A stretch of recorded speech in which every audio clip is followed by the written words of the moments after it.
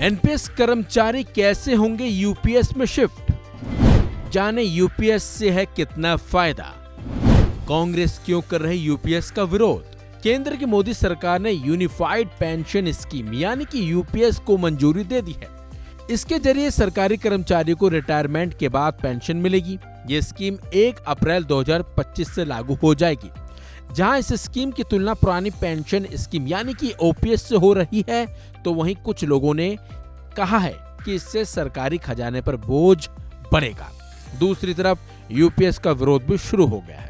कांग्रेस का कहना है कि अगर उसकी सरकार बनेगी तो वो यूपीएस को खत्म करके ओपीएस लेकर आएगी। दरअसल कांग्रेस लंबे समय से ओपीएस लागू करने की मांग कर रही है। पार्टी के वरिष्ठ नेता प्रमोद तिवारी ने कहा, पुरानी पेंशन योजना में क्या बुराई थी?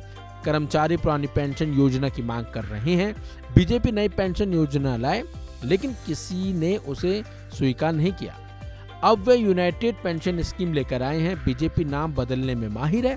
हम कहना चाहते हैं कि हमें पुरानी पेंशन योजना चाहिए। हमारी सरकार बनेगी तो हम इसे वापस लाएंगे। ऐसा ही कुछ अन्य दलों ने भी यूपीएस को लेकर कहा है। पहले आपको सुनाते हैं प्रमोद तिवारी यानी कि कांग्रेस नेता का क्या कुछ कहना है इस मसले पर। सुनिए। ये आदत है भारतीय जनता पार्टी की, झूठ बोलना इरादतन और आदतन। बात केंद्र सरकार की हो रही है। आप कर्नाटक और हिमाचल क्यों गिना रहे हो? जिस दिन हम केंद्र सरकार में आएंगे उस दिन ओल्ड पेंशन स्कीम हम लागू करेंगे। आज मैं आपसे पूछना चाहता हूं, केंद्र में आप हैं, केंद्र की जो ओल्ड पेंशन स्कीम थी उसको लागू क्यों नहीं करें? आप गुनाहगार हैं, आप दोषी हैं ओल्ड पेंशन स्कीम खत्म करने के लिए।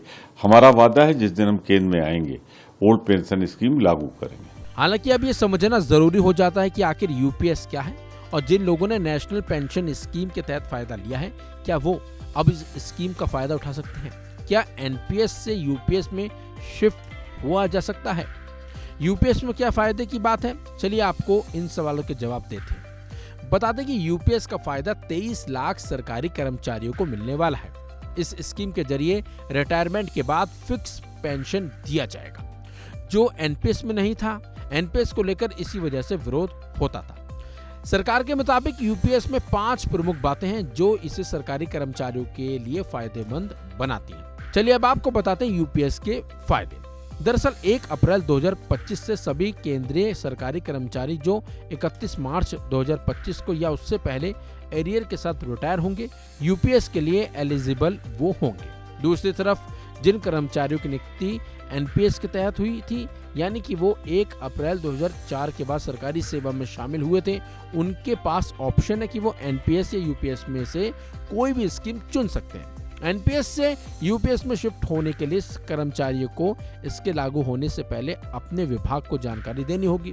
अगर एक बार किसी कर्मचारी ने यूपीएस के तहत लाभ लेने का फैसला कर लिया तो वो एनपीएस में फिर से नहीं लौट सकता। सरकार का कहना है कि यूपीएस से 99% कर्मचारियों को फायदा होगा। वहीं उन रिटायर लोगों के लिए जो एनपीएस के तहत पहले ही रिटायरमेंट ले चुका है, उन पर यूपीएस प्रावधान पूर्वव्यापी रूप से लागू होंगे।